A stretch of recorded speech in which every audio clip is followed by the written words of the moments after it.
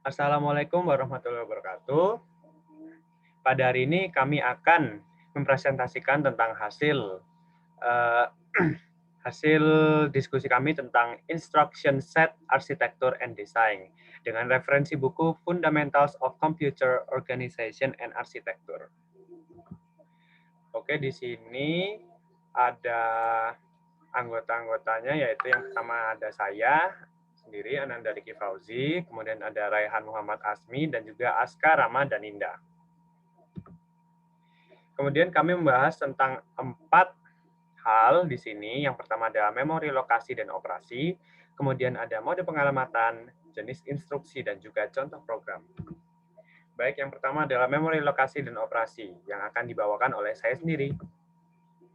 Di sini dijelaskan bahwa memori sama dengan memori utama sama dengan array atau kumpulan dari jutaan sel memori. Masing-masing sel utama menyimpan digit biner bernilai 1 atau 0. Sel-sel ini dikelompokkan dalam memori utama berupa bilangan bulat, anggap saja sebuah entitas. Satuan dari entitas adalah bit. Entitas yang bernilai 8 bit sama dengan sebuah memori yang bernilai 1 byte. Satuan entitas terkecil sama dengan word. Kisaran besarnya 2 sampai 8 byte. Atau jika dikonvert menjadi bit, 16 sampai 64 bit. Kemudian di sini ada address. Address sama dengan alamat sebuah memori disimpan dalam memori utama. Agar sebuah word dapat dibaca dan dibedakan, maka harus diberi kata-kata yang berbeda pada setiap satuannya. Ini disebut memory write operation.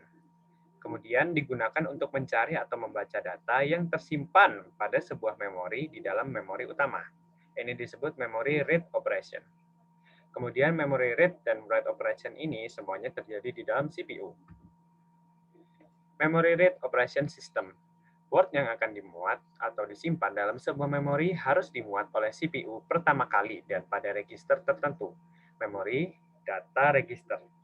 Alamat lokasi menyimpan data akan dimuat oleh CPU dalam register tertentu. Memory address register. Kemudian sinyal read dikirim yang akan mencari sebuah word pada MAR menggunakan address yang telah dibuat dan mengambil membaca data yang disimpan pada MDR.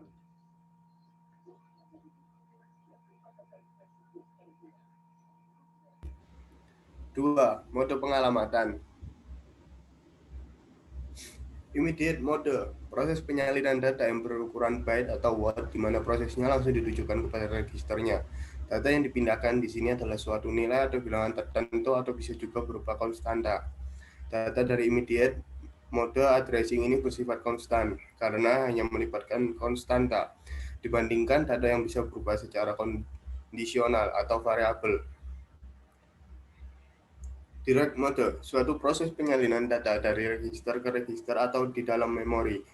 Proses tersebut harus menggunakan dua buah operan berukuran sama. Indirect mode, mode pengalamatan tidak langsung.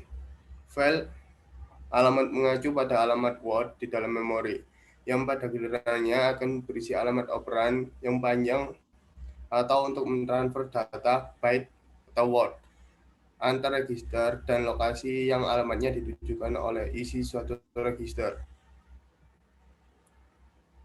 Index mode. Indexing adalah file alamat mereferensi alamat memori utama dan register yang direferensikan berisi pemindahan positif dari alamat tersebut. Manfaat penting dari indexing adalah untuk eksekusi program-program iteratif.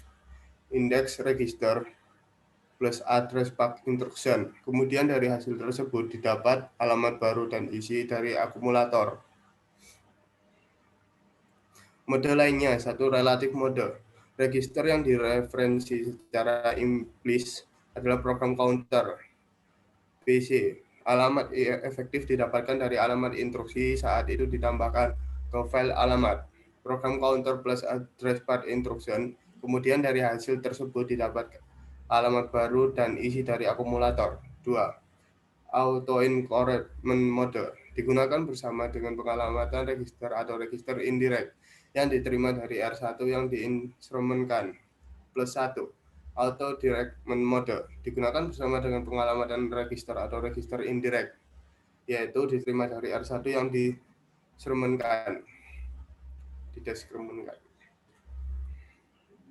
Selanjutnya yaitu ada jenis instruksi. Nah, instruksi yang pertama adalah instruksi perpindahan data.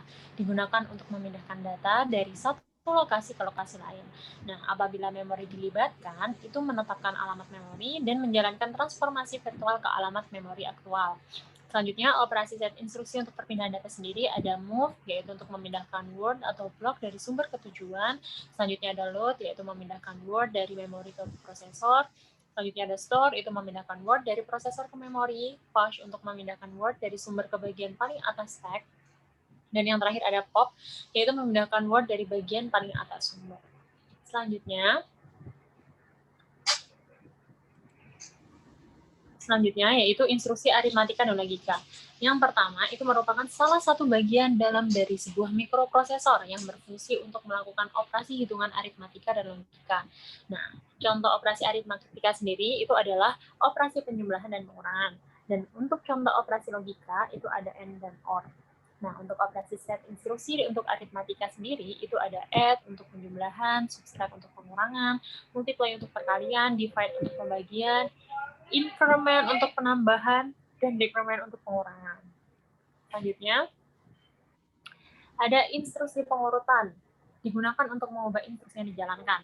Nah, 3 bentuk instruksi itu ada conditional jump, ada jump, gitu ya.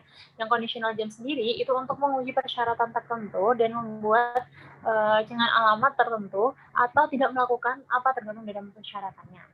Yang jump sendiri itu untuk pemindahan tidak bersyarat dan memuat PC dengan alamat tertentu. Selanjutnya, instruksi call digunakan untuk menyebabkan instruksi program ditransfer ke subrutin, memiliki efek yang sama seperti instruksi jump dalam hal membuat PC dengan nilai baru dari mana instruksi berikutnya akan dijalankan.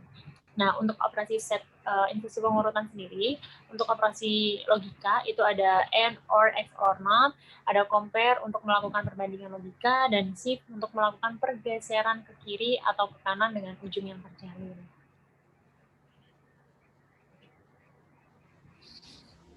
Selanjutnya ada contoh program. Contoh 1. Dalam contoh ini kami ingin menunjukkan segmen program yang bisa digunakan untuk melakukan tugas menambahkan 100 angka yang disimpan di lokasi memori berturut-turut mulai dari lokasi 1000. Hasilnya disimpan di lokasi memori 2000.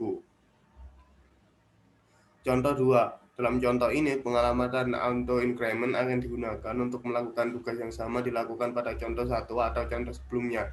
Seperti yang dapat dilihat, tugas tertentu dapat dikerjakan dengan menggunakan lebih dari satu program metodologi. Arsitektur dan desain instruksi serta kekayaan set instruksi dari mesin yang digunakan. Perhatikan juga bahwa file penggunaan pengalamatan auto increment pada contoh 2 telah menyebabkan penurunan jumlah instruksi yang digunakan untuk melakukan tugas yang sama. Contoh 3. Contoh ini menggambarkan penggunaan subroutine sort untuk mengurutkan nilai n dalam urutan menaik. Nomor aslinya disimpan di daftar mulai dari lokasi 1000. Nilai yang diurutkan juga disimpan dalam daftar yang sama mulai dari lokasi 1000.